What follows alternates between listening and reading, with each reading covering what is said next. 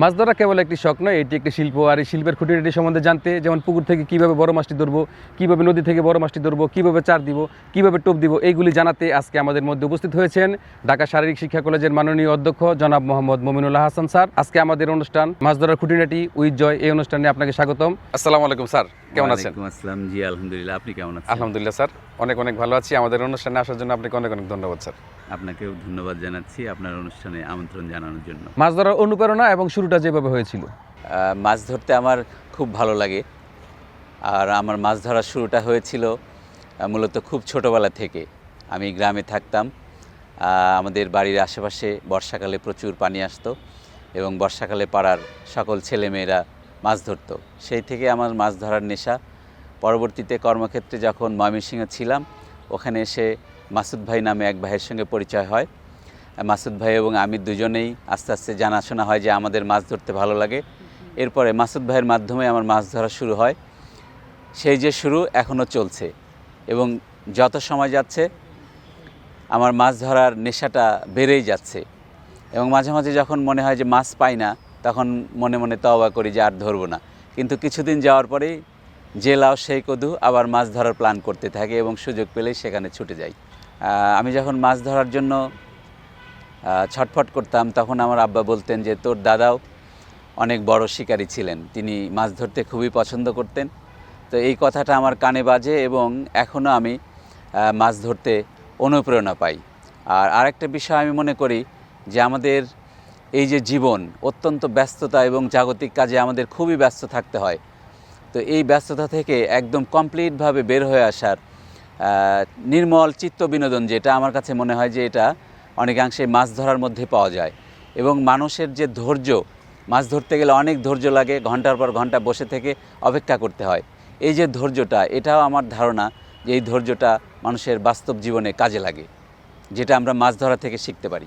মাছ ধরতে গেলে প্রায় প্রতিটা শিকারেরই সুখ এবং দুঃখের স্মৃতি থাকে। আপনার সুখ এবং দুঃখের স্মৃতিটা জানতে চাই। মাছ ধরতে গেলে হাসির স্মৃতি অনেক আছে। তার মধ্যে উল্লেখযোগ্য হচ্ছে, আমি মহামায়া লেকে মাছ ধরতে গিয়েছিলাম। তো মাছ ধরতে ওই মহামায়া লেক যেখানে বসেছিলাম, ওই জায়গাটা অনেকটা উঁচু ছিল। তো ওইখান থেকে আমি পুকুরের ধারে একটু এগিয়ে যেতেই ওখান থেকে পিছলে মহা শীতের মধ্যে, এইবার যেরকম শীত এর চেয়েও বেশি শীত ছিল মহামায়া লেকে, সকালে খুব শীত থাকে। সেই শীতের মধ্যে পোশাক আশাক সহ আমি পানিতে পড়ে গিয়েছিলাম এবং যখন পড়ে যাই তখন খুব হাসি হয়েছিল, কিন্তু পরবর্তীতে আমার জ্বর হয়েছিল, যেটাতে আমি বেশ ভুগেছি। মাছ ধরতে যে দুঃখের স্মৃতি বেশি, তার মধ্যে অন্যতম হচ্ছে যে আমি এর পূর্বে ময়মনসিংহ সরকারি শারীরিক শিক্ষা কলেজের অধ্যক্ষ ছিলাম। ওখান থেকে গত বছর জানুয়ারি মাসে আমি বদলি হয়েছি। তো ময়মনসিংহ থাকতে আমার প্রচুর মাছ ধরা হয়েছে, প্রায় প্রতি শুক্র শনিবার মাছ ধরতে যেতাম। তো আমি জানতাম যে ঢাকার জীবনটা অত্যন্ত ব্যস্তময়।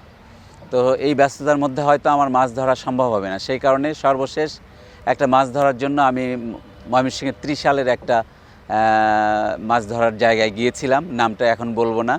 কিন্তু সেখানে যে আমার প্রায় 60,000 টাকা খরচ হয়েছিল আমাদের টিমের, কিন্তু আমি ব্যক্তিগতভাবে একটু ছিপও উঁচু করতে পারি নাই, অর্থাৎ একটা মাছও পাইনি। এইটা আমাকে এখনও কষ্ট দেয়। মানে একের অধিক কোনো কষ্ট যদি থাকে আর কি, এটা কষ্টের পরিমাণটা আরও বেশি। আর ভালুকাতে একটা জায়গায় গিয়েছিলাম, আমি বৃষ্টি এবং কাদা দেখে ভয় পাই বলতে আমার ভালো লাগে না। তো ময়মনসিংহের গফরগাঁয়ের একটা মাছ ধরার পয়েন্ট ছিল, যেখানে আমরা পৌঁছার পর থেকেই ব্যাপক বৃষ্টি হয়েছিল এবং পুকুর পাড়ে এত কাদা হয়েছিল যে পা ফেলা যাচ্ছিল না, কাদায় পা টেনে টেনে ধরতো এবং সেটা উঠাতে যে ব্যাপক কষ্ট হতো এবং পুরা পুকুরে ছিল কাদাময় এবং সারাদিন বৃষ্টি হয়েছিল, মাছ খুব একটা পাইনি। এটাও একটা কষ্টের স্মৃতি। আরেকটা বলা যায় স্যার, যেমন ধরেন আপনি মাছ ধরতেছেন, ডানে বামে ঝামেলা করে, অনেক সময় যে হিট দিয়ে মাছ কাইটা দেয়, বা আপনি নেট করতে গেলে ঝামেলা করে, বা একটা টোপ আপনার জায়গায় ফেলছেন, কিন্তু ওই আবার বলতেছে যে ভাই আপনি ডাইনে খেলেন। হ্যাঁ, এটা হয়। ময়মনসিংহের গৌরীপুরের একটা পুকুরে মাছ ধরা ছিল। তো সেখানে মাছ প্রচুর টোপ নিচ্ছিল, কিন্তু দুর্ভাগ্যবশত আমরা বড়শি ফেলতে না ফেলতেই আমাদের ডান এবং বাম পাশ থেকে মাছ ধরে আমাদের বড়শিকে প্যাঁচ লাগিয়ে দিচ্ছিল এবং এই মাছ আমরা বড়শি ফেলতে না ফেলতেই প্যাঁচ লাগিয়ে দিচ্ছিল বারবার, আর সবাই মাছ পাচ্ছিল। আমরা ভাবছিলাম আরে আমাদের বড়শিটা হয়তো 2 মিনিট স্থির থাকলে আমরাও এরকম পেতাম, কিন্তু দুই পাশ থেকে বড়শি এসে আমরা বড়শি ফেলতেই পারছিলাম না, এবং ওই দিন এই কারণেই আমরা অন্যান্যদের চেয়ে অনেক কম মাছ পেয়েছিলাম। এটাও একটা স্মরণীয় দুঃখের স্মৃতি মাছ ধরার ক্ষেত্রে। আপনি কোন মাছ ধরতে বেশি স্বাচ্ছন্দ্য বোধ করেন? আমার ব্যক্তিগতভাবে কাতলা মাছ ধরতে বেশি পছন্দ করি, কারণ হচ্ছে কাতলা মাছ হিট হওয়ার পরেই যে একটা দৌড় দেয়, আচ্ছা, এই দৌড়টা আমি সহ আমার ধারণা সব শিকারী এটা পছন্দ করে। তো সেই হিসেবে আমি কাতলা মাছ শিকার করতে বেশি পছন্দ করি। আচ্ছা স্যার, তো কাতলা মাছ তো অনেক ধরেন, জীবনে অনেক ধরেছেন, তো কাতলা মাছ ধরার ক্ষেত্রে কোন টোপ সব থেকে বেশি কার্যকরী? মানে একটা নতুন শিকারীর ক্ষেত্রে যে আমি আপনাকে অনুসরণ করব, সেই ক্ষেত্রে আমি কোন টোপটা ব্যবহার করলে সব থেকে বেশি কাতল মাছ ধরতে পারবো আর কি? আসলে মাছ ধরার ক্ষেত্রে আমরা দুইটা পদ্ধতি অনুসরণ করি। একটা হচ্ছে যে বেশি বড়শি অর্থাৎ লাড্ডু বড়শি, আর একটা হচ্ছে 1 কাটা 2 কাটা। যদি আমরা 1 কাটা 2 কাটায় কাতলা মাছ ধরতে চাই, তাহলে সেক্ষেত্রে যেটা পরীক্ষিত দেখা গিয়েছে শুধু পাউরুটি এবং পিঁপড়ার ডিম মিক্সড, এটাতেই কাতলা মাছ পছন্দ করে। যদি কাতলা মাছ থাকে তাহলে এটা ইনশাল্লাহ খাবে। আর যদি আমরা লাড্ডু টোপে মাছ ধরতে চাই বড় পুকুরে লাড্ডু কাটাতে, সেক্ষেত্রে দেখা গিয়েছে যে বিভিন্ন ধরনের বাংলাদেশে তৈরি ছাতু পাওয়া যায়। এই ছাতু এবং বেশ কিছু এটাকে কেমিক্যাল বলবো না উপাদান বলবো, বিভিন্ন ধরনের উপাদান আছে। এই উপাদানগুলো মিক্সড করে 8 কাটা বা 10 কাটায় লাড্ডু গেঁথে সেটা থ্রো করলে এটাতে কাতলা মাছ হওয়ার সম্ভাবনা বেশি থাকে। দুই একটা উপাদানের নাম যদি স্যার একটু বলতেন। যেমন এখানে উল্লেখযোগ্য উপাদান হচ্ছে ঘি, মধু, নারিকেলের তেল, হলুদ পাউডার, সাদা পাউডার। এছাড়াও কিছু অ্যাট্রাক্টেন্ট আছে মাছকে আকর্ষণ করার জন্য, যেমন নারকেল পচা, পনির পচা, এছাড়া আছে হচ্ছে কোকো পাউডার, রোজ পাউডার ইত্যাদি। আচ্ছা, তো এইগুলি ব্যবহারের ক্ষেত্রে কোনো পার্সেন্টেজ আছে কিনা? যেমন ধরেন আমি সাদা পাউডার 1 কেজিতে কতটুকু দিব, হলুদ পাউডার কতটুকু দিব, কোকো পাউডার কতটুকু দিব, নারিকেল তেল বা অন্যান্য ডিম কতটুকু দিব? সাদা পাউডার সাধারণত শিকারি ভেদে এটা এবং শিকারি ভেদে এবং পুকুরের অবস্থার উপরে নির্ভর করবে। তবে সাধারণত যেটা আমি শিখেছি একজন বিশিষ্ট শিকারী মাহমুদ ভাইয়ের কাছ থেকে, যে 1 কেজি ছাতুতে 100 গ্রাম সাদা পাউডার, 50 গ্রাম হলুদ পাউডার, আর এছাড়া নারিকেল তেল এবং ঘি, এগুলো পরিমাণ মতো। বেশি দেওয়া যাবে না, কমও দেওয়া যাবে না। একটা ঘি এবং নারিকেলের তেল যে সুঘ্রাণ, এই সুঘ্রাণটা সঠিকভাবে আসলেই বুঝতে হবে যে এটা হয়েছে। এটা তো ড্রাই, তবে এটা একদিনে হয় না। এটা মাছ ধরা আসলে আমরা যেটা সহজ ভাবি, মাছ ধরা আসলে এত সহজ না। এটা একটা আর্ট। এই আর্ট অর্থাৎ শিল্পীর আঁকা তুলির মতো, তুলি দিয়ে ছবি আঁকার মতো, যে যত সুন্দর আঁকবে, অর্থাৎ এই সুন্দরের শেষ নাই এবং মাছ ধরার শেষ কথা বলে কিছু নাই। পরিবেশ পরিস্থিতি মাছ ধরতে যে কোনো সময় চেঞ্জ হয়ে যায়, ওই অনুস্থায়ী ওই অবস্থা বুঝে যে শিকারী প্রয়োজন অনুযায়ী টোপ রেডি করতে পারবে, সেই হচ্ছে আসলে দক্ষ শিকারী। তার মানে আমি একটা পুকুরে গেলে সম্পূর্ণ প্রিপারেশন নিয়ে যেতে হবে আর কি। ধরেন এক জায়গায় গেলাম, ওখানে আমার যেমন ডিম রুটি ভালো খাচ্ছে অথবা খায় না, সেক্ষেত্রে যেমন পাশের মাচায় খেলতেছে পনির পচা, তা আমি যদি পনির পচাটা না নিই তাহলে কিন্তু আমি ওই দিন যদি পনির পচা পাশের মাচায় খায়, তাহলে পনির পচা যদি আমার কাছে না থাকে, তাহলে আমি ধরা খাবো। অর্থাৎ মাছ ধরতে যত সব অ্যাট্রাক্ট্যান্ট আছে, উপাদান আছে, সব সাথে রাখতে হয়। অর্থাৎ এই মাছ ধরাটা একটা শিল্প। শিল্পীর যেরকম সব ধরনের রং কাছে রাখতে হয়, তেমনি সব ধরনের খাবারই কাছে রাখতে হয়। কখন কোনটা লাগবে এটা বলা যায় না। আমি অনেক ঠকেছি, এরকম ভেবেছি যে ওখানে ডিম রুটির খেলা হবে, তখন লাড্ডু সেট আপ নিয়ে যায়নি। এখন যে দেখেছি যে না, অনেকেই লাড্ডু মারছে। তো যারা লাড্ডু মেরেছে তারা মাছ পেয়েছে, আর যারা মারতে পারেনি তারা মাছ পায়নি। তার মানে কারণ লাড্ডু ফেললে সেই পুকুরে আর 1 কাটা 2 কাটা খায় না। এটা অনেক জায়গায় হয়েছে যে লাড্ডু টোপ পড়লে ডিম রুটি 1 কাটা 2 কাটা খেতে চায় না, অনেক কম খায়। যেমন আমরা মাছ ধরতে গেলে অনেক শিকারী আছে কাতল পছন্দ করে, অনেক আছে রুই মাছ শিকার করে।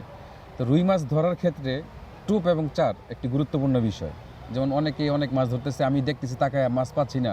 তো রুই মাছ ধরার জন্য টোপ এবং চার এর গোপন কোনো রহস্য, যেমন আপনি মাছ ধরতে গেলে কোনটা বেশি ব্যবহার করেন, যে কোনটার ফলাফলটা ভালো হয়? আসলে প্রত্যেকটা পুকুরেই রুই এবং কাতলা এটা কমন মাছ, এটা সাধারণত থাকেই।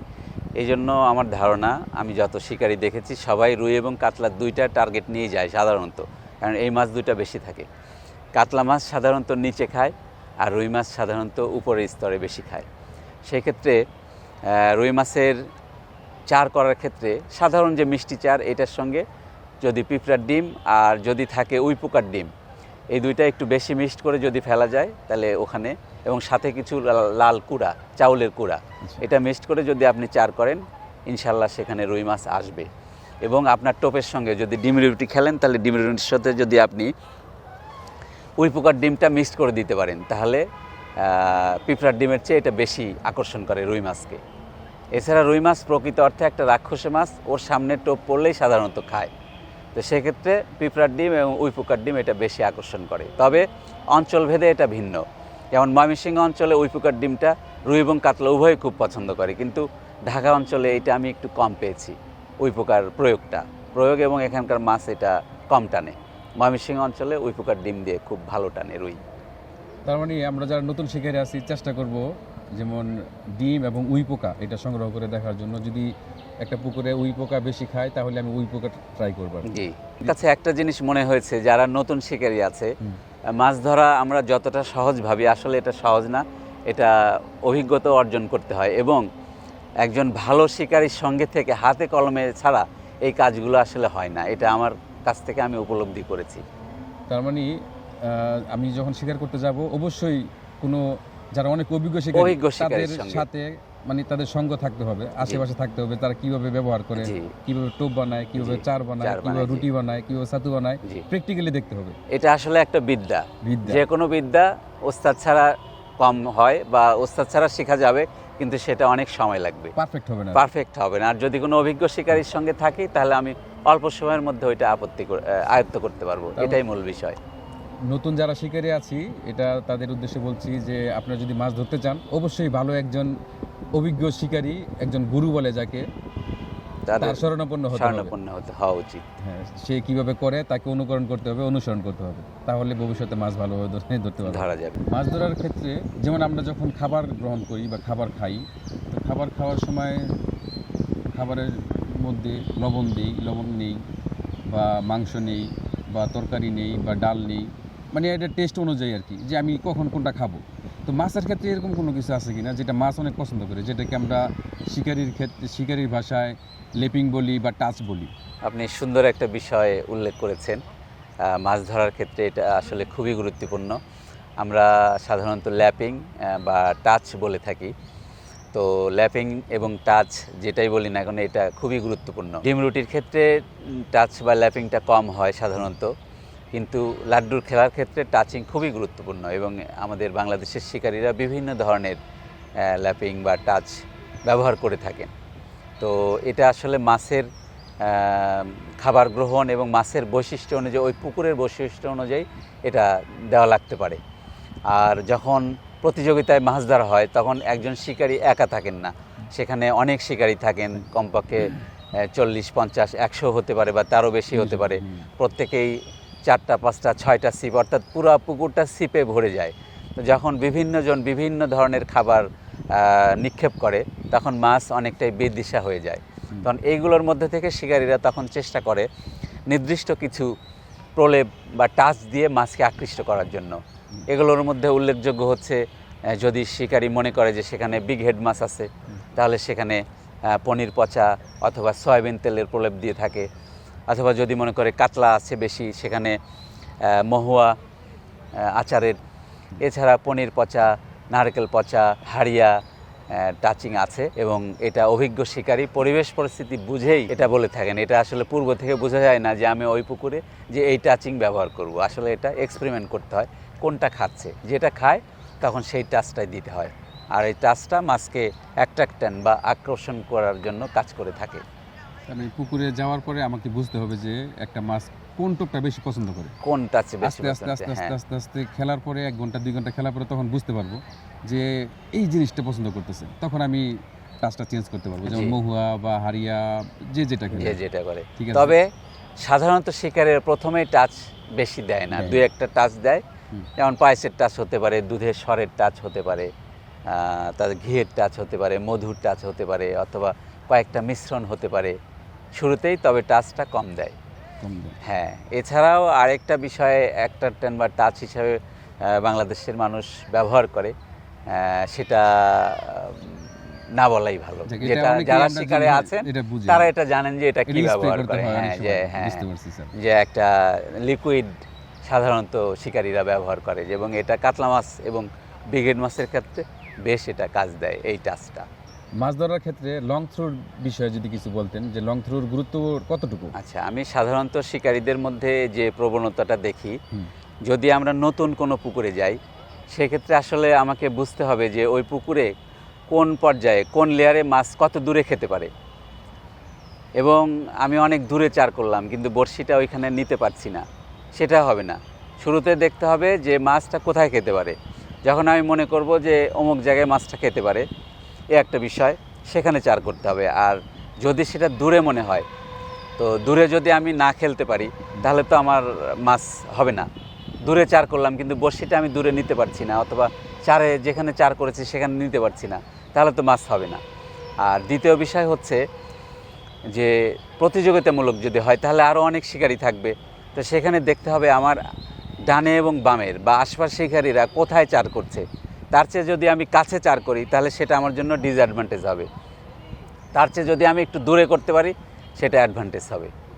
অথবা দূরে যদি না করতে পারি তাহলে ওই সব শিকারীদের সমান্তরাল চার করতে হবে, এবং যেখানে আমি চার করব সেই জায়গাটায় থ্রোটা করতে হবে। তবে বড় পুকুরগুলোতে দেখা যায় যে সাধারণত সমান্তরাল যেখানে চার সবাই করেছে বড়শি ফেলছে, তার চেয়ে যদি একটু দূরে খেলা যায় সেই ক্ষেত্রে মাছ হওয়ার সম্ভাবনাটা আমি বেশি দেখেছি।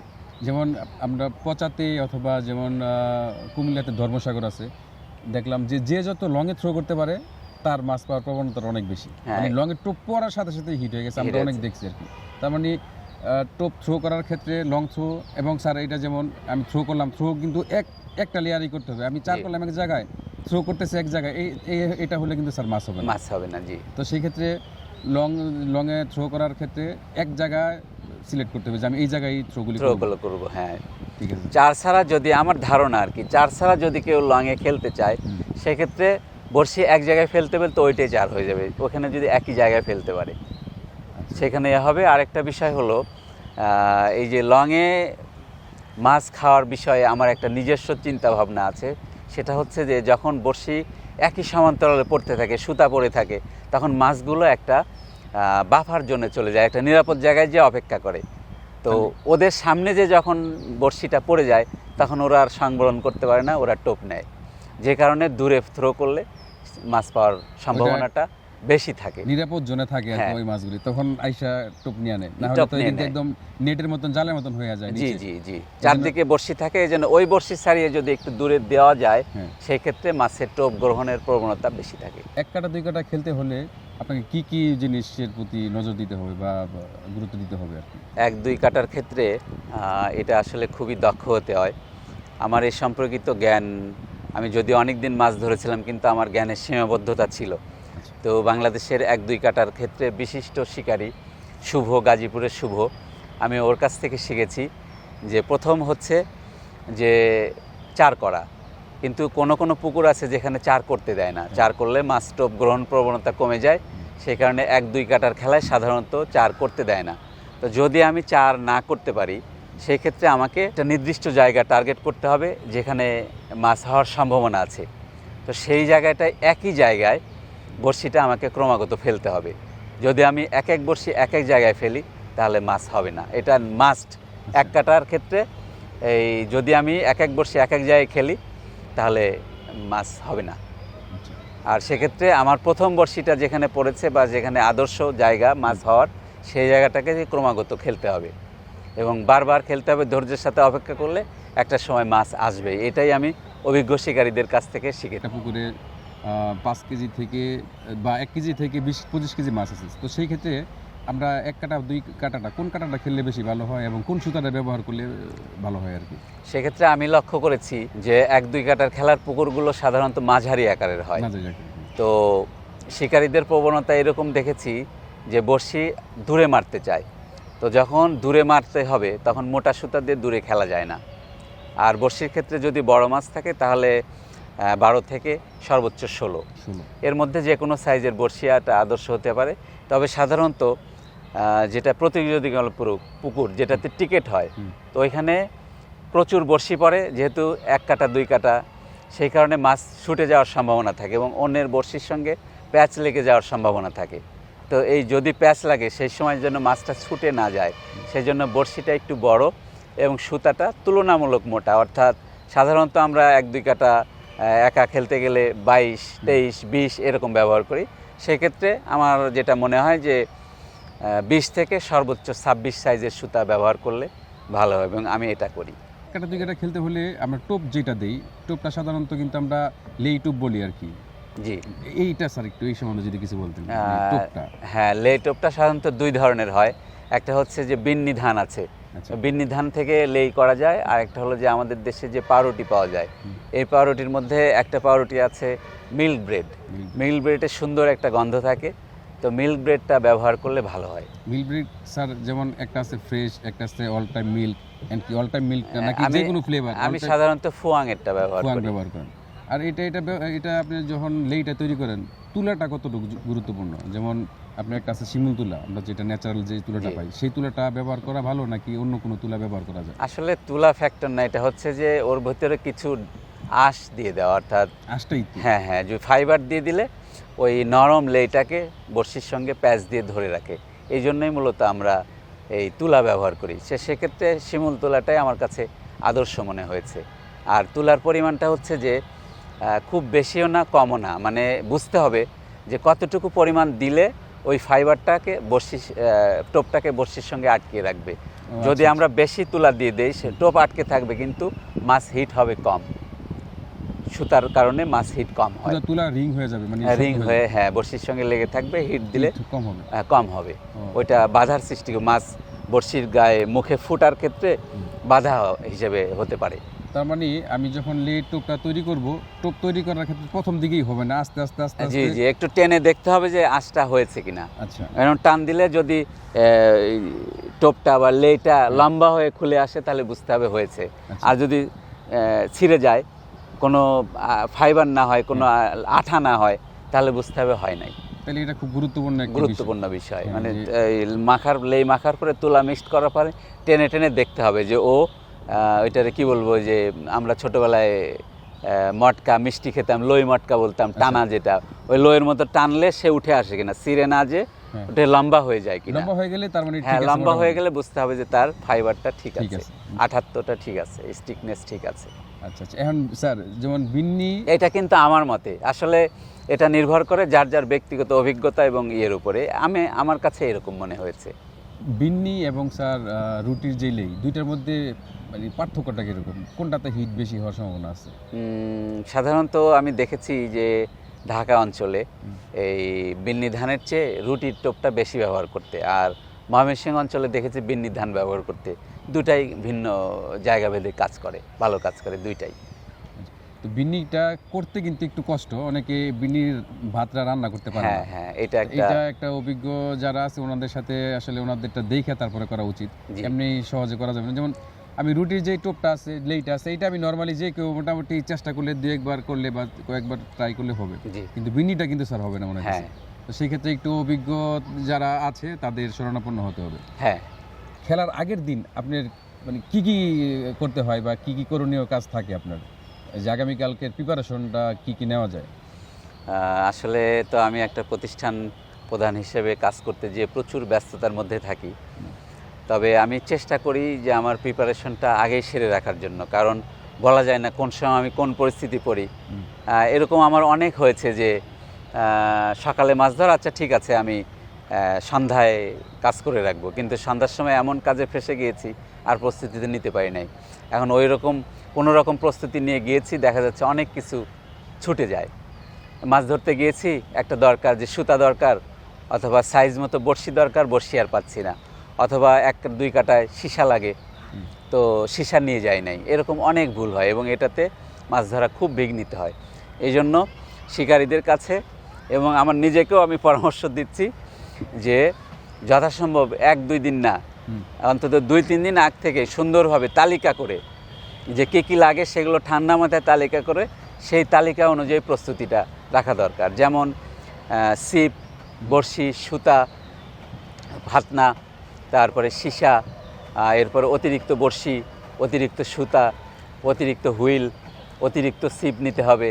তারপরে মাছটা ওঠানোর জন্য ক্যাচিং নেট নিতে হবে, মাছ রাখার জন্য মাছ রাখার নেট। হ্যাঁ, মাছ রাখার নেট রাখতে হবে। তারপরে বসার চেয়ার নিতে হবে, যদি শীতকাল হয় তাহলে শীতের কাপড় নিতে হবে, যদি গরমকাল হয় সে গরম মোকাবেলার জন্য ইয়ে করতে হবে। তারপরে রোদের সমস্যা থাকলে সানগ্লাস নিতে হবে এবং রোদে যাতে মুখ অত্যধিক পুড়ে না যায় সেজন্য এটারে বলে হচ্ছে সানস্ক্রিন, অথবা ইদানিং শিকারীরা দেখছি পাতলা এক ধরনের টুপি ব্যবহার করে মাস্ক হিসেবে, মুখ ঢেকে রাখে। এইসব বিষয়গুলো নিতে হবে, না নিলে এর জন্য পস্তাতে হবে। আর বিশেষ করে টোপ এবং চার, এই দুইটা মাস্ট, টোপ, চার, বড়শি। আপনি তো অনেক জায়গায় মাছ ধরেছেন জানি, তো নদীতে মাছ ধরার কোনো অভিজ্ঞতা আপনার আছে কিনা? চমৎকার একটি প্রশ্ন করেছেন। আসলে নদীতে মাছ ধরার অভিজ্ঞতা আমার অনেক, আচ্ছা, বলতে গেলে খুব ছোটোবেলা থেকে, কিন্তু আমার সাফল্য খুবই কম। 2-1 বার মাছ খেয়েছি, আমার মনে আছে নদীতে মাত্র আমি 2 বার মাছ পেয়েছি। তো এর মধ্যে সবচেয়ে ছোটোবেলায় নদীতে বোয়াল ধরার ক্ষেত্রে আমার যে অভিজ্ঞতা হয়েছিল, আমার বাড়ি শাহজাদপুর, অর্থাৎ সিরাজগঞ্জের শাহজাদপুর থানার অন্তর্গত একটি গ্রামে। তো আমার বাড়ি যমুনা নদীর তীরে। তো সেই হিসেবে আমার বাড়ির আশেপাশের লোকজন এই নদীতে বোয়াল ধরতো। তো এই বোয়াল ধরতে যেয়ে আমারও খুব ইচ্ছা থাকতো যে সবাই বোয়াল ধরছে, আমিও বোয়াল ধরবো। কিন্তু এই বোয়াল ধরার অভিজ্ঞতাটা আসলে আমার খুবই বিচিত্র। বোয়াল ধরতে সাধারণত নদীর ছোট যে মাছগুলো আছে এগুলো পচিয়ে সেই পচা মাছ বড়শিতে গেঁথে ওইটা দিয়ে বড়শি ফেলতে হয়। তো এই মাছ সংগ্রহ করার জন্য, পিয়ালি মাছ বলে আমাদের এলাকায়, এই মাছটা সংগ্রহ করার জন্য আমি আমার বাড়ি থেকে প্রায় 6 কিলো দূরে হেঁটে যেয়ে আমি এই মাছ সংগ্রহ করে এনে পচানোর জন্য রোদে দিয়েছিলাম। তো যখন মাছ ধরতে যাব দেখি মাছ নেই। কেন নেই খোঁজ নিয়ে জানলাম যে আমার পোষা বিড়ালটা এই মাছ খেয়ে ফেলেছে। তখন আমি রাগে দুঃখে খুব কষ্ট পেয়েছিলাম। তো সেবার আর মাছ ধরা হয়নি। তার কয়েকদিন পরে আবার নদীতে মাছ ধরতে গেলাম। তো সেদিন সাথে নিয়েছিলাম আমার এক ভাতিজা। তো ওই ভাতিজা সাথে ছিল। তো আগে নদীতে মাছ ধরতে যে মানুষ হারিকেন নিয়ে যেত, আসলে তখন তো এরকম এলইডি লাইট, টর্চ লাইট এগুলো তেমন ছিল না। তো সে কারণে আমরা একটা হারিকেন নিয়ে গিয়েছিলাম, কিন্তু দুঃখের বিষয় যে হারিকেনটা কিছুক্ষণ পরে নিভে যায়। তো একটু রাত হওয়ার পরে নদীতে শুশুক, যেটাকে আমরা ডলফিন বলি, তো এই ডলফিনে কিছুক্ষণ পর পর মাথা উঠিয়ে ভুস করে আওয়াজ করছিল এবং এটা বেশ জোরে, এবং রাতে আমাদের কাছে এই আওয়াজটা অনেক ভৌতিক মনে হচ্ছিল। তো আমার ভাতিজা ছিল একটু ভীতু, ও বললো যে চল বাড়ি যাই, এর মধ্যে আমি আর থাকবো না। তো ওকে কিছুতেই মানাতে পারলাম না।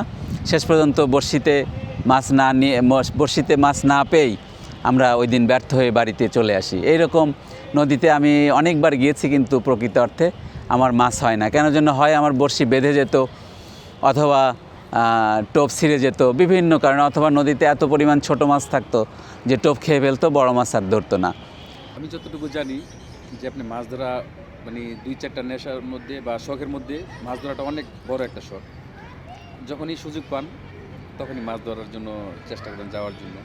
তো এই যে মাছ ধরতে যান, আমাদের বাংলাদেশের প্রেক্ষাপটে আসলে অনেক ফ্যামিলিতেই, বিশেষ করে যারা ভাবি আছেন বা মা আছেন, বিশেষ করে ভাবিরাই মাছ ধরাটা বেশি একটা ভালো চোখে দেখে না। তো আমাদের ভাবি আসলে এটা কোন চোখে দেখে বা কীভাবে দেখে, বা কীভাবে আপনাকে আসলে এতটুকু সময় দেয় মাছ ধরার জন্য? এতক্ষণ আপনার সঙ্গে যে গল্পগুলো করলাম তার মধ্যে সবচেয়ে গুরুত্বপূর্ণ প্রশ্নটি আপনি এখন করেছেন। আসলে শুধু আমাদের বাংলাদেশ না, এটা সারা বিশ্বেই এই যারা মাছ শিকার করেন তাদের স্ত্রীরা এটা পছন্দ করেন না। 99%, শতকরা একজন করে, আমি যতদূর জেনেছি, বাকিরা কেউ করে না। যেমন আমি বিভিন্ন ইউটিউবে বিভিন্ন সময় বা ফেসবুকে ভিডিও দেখি, ভিডিওতে দেখা যাচ্ছে যে শিকার করতে যাচ্ছে, স্ত্রী ব্যাগটা কেড়ে নিয়ে ফেলে দিল, অথবা ছিপ নিয়ে ভেঙে ফেললো, অথবা চায়না যে ভিডিওগুলো হয় এই ভিডিওগুলোতে আমরা দেখি যে মাছ ধরছে এর সময় স্ত্রী লাঠিসোঁটা নিয়ে এসে পেটা শুরু করলো। তো এখন আমার নিজের কথা বলি। তো মাছ ধরার শুরুতে আমার ওয়াইফ এটা কোনোভাবেই মেনে নিতে পারছিল না। আমার ওয়াইফ নিষেধ করছিল, তারপরে আমার শাশুড়ি নিষেধ করছিল। তো আমার শাশুড়ি বলছিল যে বাবা, মাছ ধরাটা বিভিন্ন সময় বিভিন্ন ধরনের হয়, বিভিন্ন ধরনের ক্ষতি হয়, এটা বাদ দেওয়া যায় না। তো আমি কিছু না বলে মুচকি হেসেছি। তবে আমার মা বলেছিল যে বাবা, তোকে একটা কথা বলি। আমি বললাম, মা বলো, তুই আমার কথাটা কি রাখবি? আমি বললাম যে মা, রাখবো, বলো। তখন মা আমাকে বললো যে বাবা, মাছ ধরাটা বাদ দিলে হয় না? তখন আমি মাকে বললাম যে মা, আমি তো আসলে অফিসের কাজ করতে যেয়ে অনেক চাপে থাকি, তো আমি যখন মাছ ধরতে যাই আমার এই চাপটা অনেকটাই কমে। তো এই কারণে আমি আসলে মাছ ধরতে যাই। এখন তুমি বলো কি করব, তখন মা কিছু বলে নাই, চুপচাপ থেকেছিল। সবাইয়ের উদ্দেশ্যে এটা বলছি যে আমাদের এই জীবন এখন অনেকটাই জটিল হয়ে পড়েছে। আগেকার মানুষের জীবন ছিল সহজ সরল, তাদের চাহিদা ছিল কম, যে কারণে তারা সহজ সরল জীবনযাপন করতে পারতেন। কিন্তু আমাদের এই বর্তমান জীবনে আমাদের বিলাসদ্রব্য আরামায়েশের সামগ্রীর বেড়েছে। তো এইগুলো লাভ করতে যে পরিমাণ অর্থ দরকার, আসলে আমরা সেই পরিমাণ অর্থ আমরা উপার্জন করতে পারি না। তো এই সকল অর্থ উপার্জন করতে যে আমাদের প্রচুর পরিশ্রম করতে হয় এবং আমাদের জীবন অনেক জটিল হয়েছে। এই জীবনের বিভিন্ন জটিলতা থেকে বাঁচার জন্য প্রত্যেকটা মানুষের কিছু পছন্দের কাজ আছে। যখন আমরা এই পছন্দের কাজগুলো করি তখন বিভিন্ন জীবনের জটিলতা থেকে আমরা কিছুটা সময়ের জন্য হলেও আমরা রিল্যাক্স হই। তো যে যেটা করে ভালো হয় সেটা যদি সমাজের ক্ষতি না হয়, তো এই ধরনের কাজগুলো প্রতিটা মানুষের করা উচিত। যেমন আমার মাছ ধরার পাশাপাশি আমি খেলাধুলা করি, ব্যাডমিন্টন, ফুটবল, ভলিবল, বাংলাদেশে প্রচলিত সব খেলাই আমার খুব পছন্দ, কিন্তু বিশেষ করে ফুটবল এবং ব্যাডমিন্টন আমি খুব পছন্দ করি। এই মাছ ধরা অথবা খেলাধুলা এছাড়া আমার আরও শখ আছে, সেটা হচ্ছে ভ্রমণ। বিভিন্ন নতুন জায়গায় ভ্রমণ করতে আমার খুব ভালো লাগে। এছাড়াও আছে বই পড়া। বই পড়াটা আমার বিরাট একটা শখ। বই পড়লে আমি আমার বিভিন্ন মানসিক জটিলতা থেকে আমি মুক্ত থাকি। এই জন্য যারা যান্ত্রিকতায় আছেন, জটিলতায় আছেন, তাদের উদ্দেশ্যে আমার কথা যে আপনার ভালো লাগা যে কাজটা, যেটা সমাজের বিরুদ্ধে যায় না, রাষ্ট্রের বিরুদ্ধে যায় না, পরিবারের বিপক্ষে যায় না, এই ধরনের যে কাজগুলো আছে সেগুলো আপনাদের করা উচিত। আর যারা মাছ ধরেন তাদের উদ্দেশ্যে বলতে চাই যে আসলে মাছ ধরা খুব বেশি উচিত না, আবার ছেড়ে দেওয়া উচিত না। মাঝে মাঝে আমরা যদি মাছ ধরতে যাই তাহলে আমাদের জীবনের যে বিভিন্ন জটিলতা, এই সকল জটিলতা থেকে আমাদের ব্রেন মুক্ত থাকবে, রিলিজ থাকবে এবং আমাদের শরীর চাঙ্গা হয়ে যাবে, শরীর এবং মন। এই জন্য মাঝে মাঝে মাছ শিকারে যাওয়া উচিত, অথবা যার যে কাজ ভালো লাগে সেই কাজগুলো করা উচিত। তবে দুঃখের সাথে আমি বলতে চাই আমাদের দেশে আসলে মাছ ধরার পরিবেশ নাই। তা আমি সকলের উদ্দেশ্যে এটা আবদার করছি, অনুরোধ করছি যে আমাদের দেশে মাছ ধরার পরিবেশটা ফিরিয়ে আনতে। যেমন যেখানে টিকিট পুকুরে মাছ হয়, তো অধিকাংশ ক্ষেত্রেই দেখেছি পুকুর মালিকগণ শিকারীরা মাছ মেরে নিয়ে যাক, এটা তারা মনের ভিতর থেকে চান না, মুখে বলেন, কিন্তু তাদের কাজে আমরা এটা পাই না। তো পুকুর মালিক ভাইদের কাছে আমাদের খুব অনুরোধ যে আসলে আমরা শখের বশে টাকা পয়সা খরচ করে, সময় নষ্ট করে আমরা মাছ ধরতে যাই। এমনও দেখা গিয়েছে যে মাছ ধরতে যেয়ে খরচ হিসাব করে দেখা গেছে 1 কেজি মাছের দাম 2000-2500 পড়েছে। যেমন আমি মাছ খাই না, কিন্তু শখ করে যাই। এই জন্য পুকুর মালিক ভাইদের কাছে আমার স্বনির্বন্ধ অনুরোধ, আপনারা টিকিট দেন, বেশি বেশি টিকিট দেন এবং আমাদের মাছ ধরার সুযোগ দেন। এখানে কোনো কারসাজি যেন না হয়, এটা আমরা অনুরোধ করছি। আর যারা শিকারী আছেন তাদের উদ্দেশ্যে সর্বশেষ কথা যে শখ আমরা অন্যান্য শখ যেভাবে পূরণ করি এটাও আমরা ইনশাল্লাহ আমরা পূরণ করব এবং প্রায়োরিটি দেব। মাছ ধরা কোনো খারাপ কিছু নয়, এটা একটা শিল্প, এটা একটা স্পোর্টস। ধন্যবাদ সবাইকে। তো যারা পুকুর মালিকগণ আছেন, সম্মানিত পুকুর মালিকগণ, আপনাদের উদ্দেশ্যে বলছি, স্যারে খুব মূল্যবান কথা বলেছে। আমরা যারা শিকার করতে যাই অনেক টাকা আসলে খরচ হয়, যেমন ডিম কিনা থেকে শুরু করে গাড়ি ভাড়া, লোক নেওয়া, আসা যাওয়া, সব কিছু মিলে আসলে আমাদের অনেক টাকা খরচ হয়। ধরেন আপনার টিকিট 20,000 টাকা, আমাদের কিন্তু আনুষঙ্গিক আরও 20,000 টাকা খরচ, তো 40,000 টাকা খরচ। তো 40,000 টাকা খরচ, আমরা কিন্তু 40,000 টাকার মাছ ধরতে যাই না, আসলে মোটামুটি মাছ যাতে পাই। অনেক পুকুর আছে যাওয়ার পরে নেটই ভিজে না, অনেক পুকুরে এরকম হয়েছে, নেট ভিজে না, কোনো বিবেচনা করে না। তো পুকুর মালিকদের দৃষ্টি আকর্ষণ করে বলছি, দয়া করে আপনারা একটা বিবেচনার ব্যবস্থা করবেন। যদি না পায়, আপনার পুকুর থেকে যদি মাছ না পায়, তাহলে তো আপনার কোনো লস হলো না। একটা মাছ যদি না হয় আপনার তো কোনো লস হলো না। সেই ক্ষেত্রে আপনারা বিবেচনাটা 100% করার চেষ্টা করবেন। আর আরেকটা জিনিস, যারা আমরা শৌখিন শিকারী আছি, এই শিকারটাকে আমরা শৌখিনতার মধ্যে রাখবো, এটাকে নেশায় পরিণত করতে পারবো না বা নেশায় পরিণত করা যাবে না। আপনার মূল্যবান সময় থেকে আমাদের চ্যানেলে অনেক সময় দিয়েছেন, তা আপনাকে অনেক অনেক ধন্যবাদ। আমাদের জন্য দোয়া করেছেন। ভালো থাকবেন। আসসালামু আলাইকুম। আমার মতো সাধারণ একজন মানুষের আপনার চ্যানেলে সাক্ষাৎকার নেয়ার সুযোগ করে দিয়েছেন, সেজন্য আমিও আপনাদের ধন্যবাদ জানাচ্ছি। এবং আপনার চ্যানেলের জন্য শুভকামনা জানাচ্ছি। আপনাকে অনেক ধন্যবাদ। ধন্যবাদ। আসসালামু আলাইকুম।